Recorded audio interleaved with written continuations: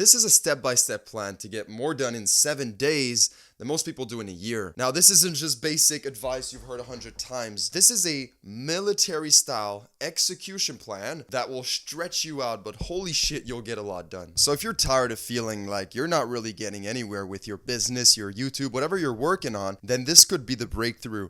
Let's get into it. So the first step is ruthless clarity on one outcome. So think about one of your long-term goals and figure out the highest return on investment task activities that you can do related to those goals. Your outcome, this week's outcome, needs to be related to one of those high leverage, high return on investment tasks. That's the key to getting more done in 7 days than most people do in a year. Obviously, you're not going to work more hours than anyone in 1 week than they do in a year, but you're going to get the right things done. Things related to your goals that are important to you. High leverage work that drives the most results. So ask yourself, related to your goals, what drives 80% of the results, right? What drives the most traffic? What is the bottleneck right now? So for example, if you get all of your traffic from social media, then you need to post videos this week. If you want to make money online, but you have no product, then that's the bottleneck to making money. You need to get that done this week. Now, once you've chosen what you're going to accomplish this week, go ahead and increase it by 50%. That's right. The reality is that you underestimate how much you can actually get done in a week. So go ahead and increase your goal by 50%. Just trust me on this. The goal that you end up with should scare you a little, should be very ambitious. Step number 2, this week you're going to complete 1 or 2 deep work sessions per day. Deep work is going to be the key to getting a lot of stuff done this week. Just to define it real quick, deep work is work in a state of just no distraction, 100% focus on very important work. So your outcome was the highest ROI related to your goals, but now deep work is the highest ROI related to the outcome. We're kind of going down one layer. Obviously, in deep work, you're not doing just busy work, stuff that anyone could do at any time. You've chosen the highest leverage task related to this week's outcome, and that's what you're going to do during deep work in a state of zero distractions and 100% focus. 1 or 2 sessions per day. So if this week's outcome for you is to produce 2 YouTube videos, then the highest return on investment task related to the production of a YouTube video would be the scripting process, recording, researching video ideas, only stuff that you can do. Maybe you should pay someone for the editing, for example, because someone else could do that. So related to your goals, do what only you can do, what drives the most amount of results, pay someone else to do the rest if you need to. These tasks need to be completed during dedicated deep work blocks. What I recommend is doing these deep work blocks, block of times, before your job. You probably have a job, you go to school in the morning, wake up earlier, and get a few hours done before you leave for work. You don't want to do deep work after an 8-hour shift when you're exhausted. 1 deep work session per day during the week is fine, but on weekends, you can definitely get 2 done. Now, final thing, I want you to do your schedule in advance. So just decide when these time blocks are going to be placed during the week. We're going to use the template for this. Now, what do you do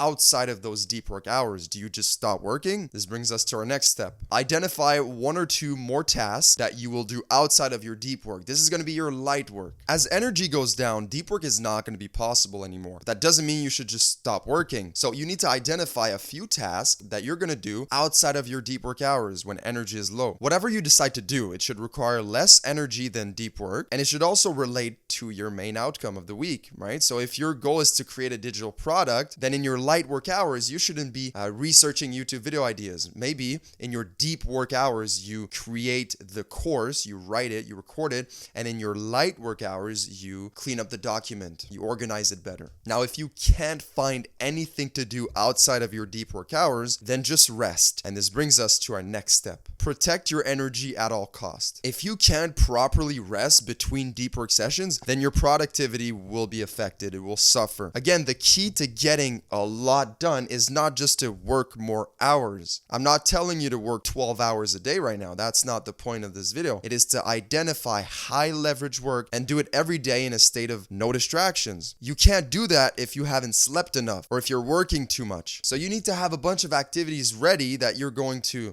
do to replenish your energy. So workout, sauna, read, go for walks, watch brain dead TV shows. I'm watching The Office right now. It's my 6th time watching it. It is brain dead. bed. I can just lay there and rest. Spend time with your partner. That's a wonderful thing. Be careful who you spend time with this week, because some people drain your energy. You want to be careful with that. Don't play video games. That's too stimulating. The goal is not to do a bunch of different, really stimulating things. During rest time, you need to just turn off your brain and chill. Speaking of turning off your brain, this brings us to our next step. Reduce decision fatigue. So every time you make a decision, it drains your battery. And obviously, if you want to get the most amount of stuff done this week, then all of your brain energy needs to go to your main outcome. So we're going to make as little decisions as possible for the next 7 days. This means wearing the same thing every single day, just not standing for a minute in front of the closet and saying, okay, what did I wear yesterday? Oh, I already wore this last week. People are going to think I'm wearing the same thing. Oh, does this match? No. Pick the same thing every single day. Eat the same food. Meal preps in advance. We're not going to wonder every single night what we're going to eat. So every time you make a decision, you really need to ask yourself, do I really need to make this decision? Is this necessary? Is this important? The next step is to focus on controllable outputs. Now, if you don't know what controllable outputs are, let me explain real quick. So, output is a result. It is something that you get out of the work you put in. Controllable means you have control over it. So, for someone who wants to write a book, a controllable output would be number of pages written. That is the result of the time I put in, and I have direct control over how many pages I write. On the other side, we have inputs, and that is simply the number of hours that you work. Now, why not just focus on those? Well, during this week, we need to get stuff done. It is not enough to just focus on how many deep work hours we're doing. These deep work hours need to lead to a result. That's why it's crucial to focus on controllable outputs. So you need to ask yourself, every time you sit down for a session, what were you able to get